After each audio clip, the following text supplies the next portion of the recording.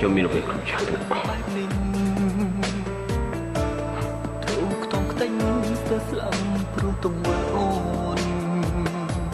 តែខ្វះភាពស្មោះត្រង់តែធ្វើចិត្តខ្ញុំនេះក៏ក្តៅ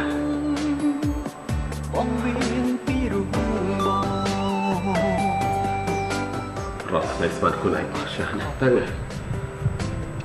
ធ្វើឲ្យមនុស្សស្រឡាញ់ច្រើនធ្វើឲ្យមនុស្សជួយចិត្តច្រើនស្មាតគេមានចិត្តស្មោះតែទីបំផុតមកពួកគេក៏ជាមនុស្សបោកប្រាស់តែតាមកាប់នោះពួកគេសត្វតែមនុស្សបោកប្រាស់អត់ធន់ដល់ណាអូនធ្វើបែបនេះទ្រាំដល់ណាបើឈឺយ៉ាងនេះចង់បាត់ទៅស្មារតីតែប៉ុណ្ណោះសុខនោះបងសួរតែបងហើយនោះស្រឡាញ់ទៅឈរមិននឹងពេលឃើញរូបគេស្ទើរមិនជឿកៅភ្នែកខ្លួនឯងរំចំបែងដល់ចេញទាំងចិត្តក៏មិនកាន់ចិត្តគ្មានត្រណោះអូនឡា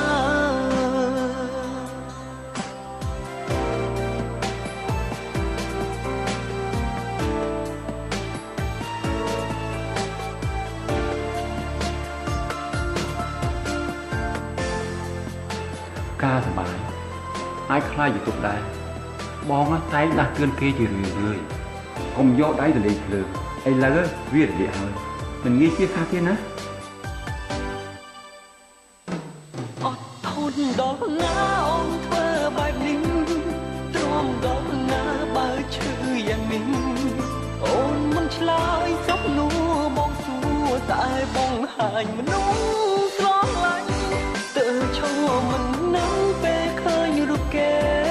ស្ទើរមិនជឿកៅខ្ញុំមិនបានឲ្យគេនៅបែបនេះទេខ្ញុំនឹងរកមធ្យោបាយរំដោះគេឲ្យចេញផុតពីការឈឺចាប់នេះឲ្យបានលឿនបំផុតពាក្យចាស់ថាបន្លាមុតយកបន្លាជួសសេះដាច់យកសេះតាម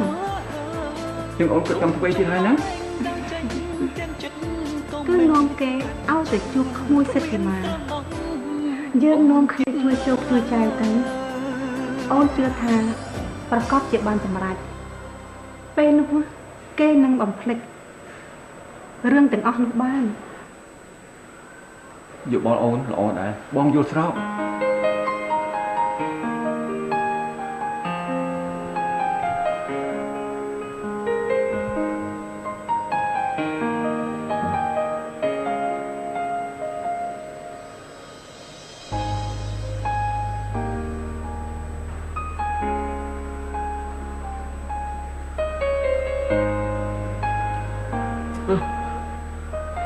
អត់ទេម៉ាក់ខ្ញុំចង់ញ៉ាំទៀត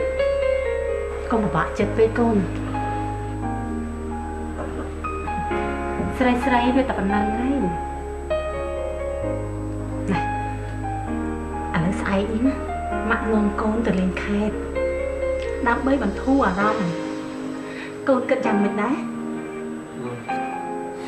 សាច់តែម៉ាក់ទៅ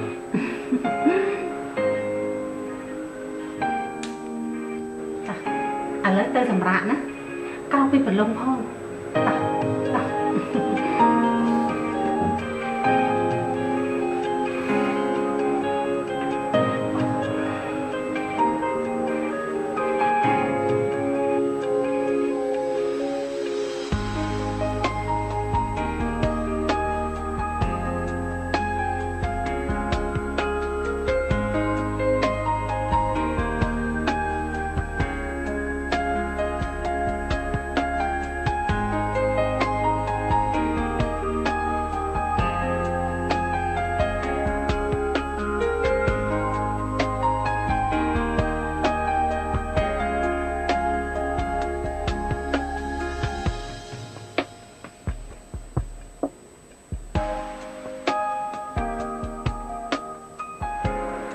ខ្ញុំមិនអាចជួយលោកអ្វីបានច្រើនទេ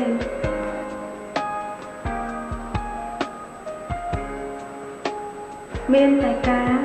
ដល់ជាកម្លាំងចិត្តឲ្យលោកតែប៉ុណ្ណោះ មិនស្មានថាលោកក៏មានវិបត្តិធ្ងន់ធ្ងរដល់ម្លឹងសោះ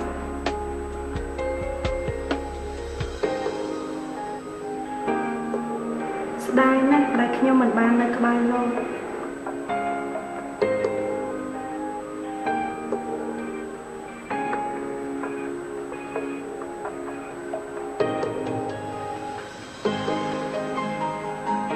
បានត្រឹមតែជួយលើកទឹកចិត្តលោកពីចម្ងាយ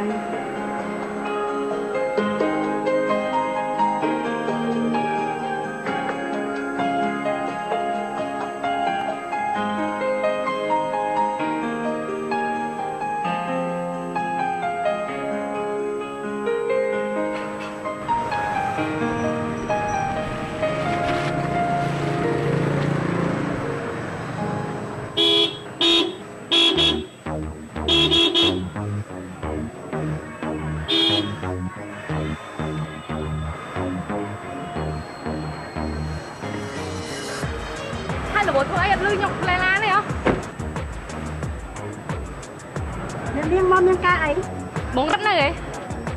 អត់នៅទេចុះប៉ាម៉ាក់ឈប់ខ្ញុំប្រាប់តែខុស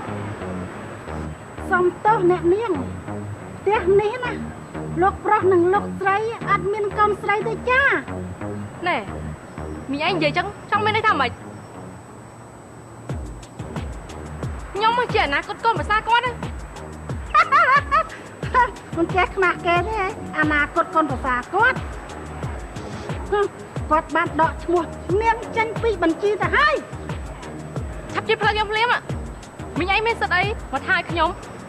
ចាំមើលខ្ញុំនឹងប្រាប់បង្រិតឲ្យទិញក្បាលមីងឯងចេញពីផ្ទះហ្នឹងឯងនាងសំណាងហើយតែលោកប្រុសនិងលោកស្រីរបស់ខ្ញុំមិនបានដឹងពីនាងពីបាត់ថាបោកហាក់ថាមានតែជួយជាមួយនឹងអ្នកប្រុសរបស់ខ្ញុំ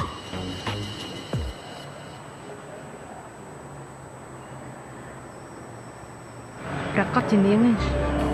ប្រកាសជានាងឯងពីនេះ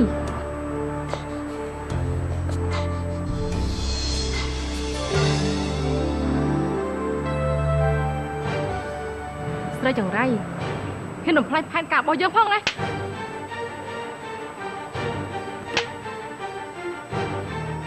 អូយវាយគ្នាស្មានតែយើងអត់ណៃមែននេះហ៎ជាមេរៀនដែលឯងបង្រៀនយើងឯងតែយើងឆ្លៃគ្នាជាមួយនឹងបងរិតណាក៏ឯងជាអ្នកបំផ្លាញគម្រោងការរបស់យើងដែរយើងចាំឱកាសនេះយូរណាស់មកហើយដើម្បីចាប់ការបើឯងគ្រាន់បើចាំតែមើលទៅហ្នឹងយើងចាំតែមើលតា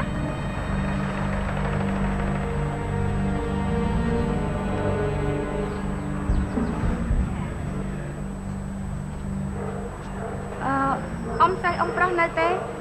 លោកប្រុសនិងលោកស្រីអត់នៅទេនាងអញ្ចឹងឲ្យគាត់អញ្ជើញទៅណាទៅគាត់ទៅតាមខេត្តបាត់ហើយទៅខេត្ត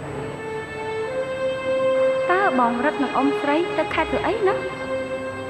អត់អីអញ្ចឹងទៅវិញសិនទេណាចានាង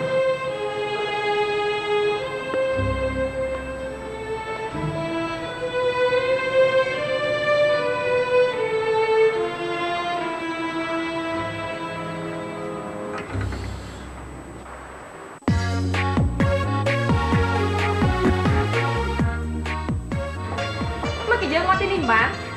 បថោអើយគួរឲ្យអាណិតណា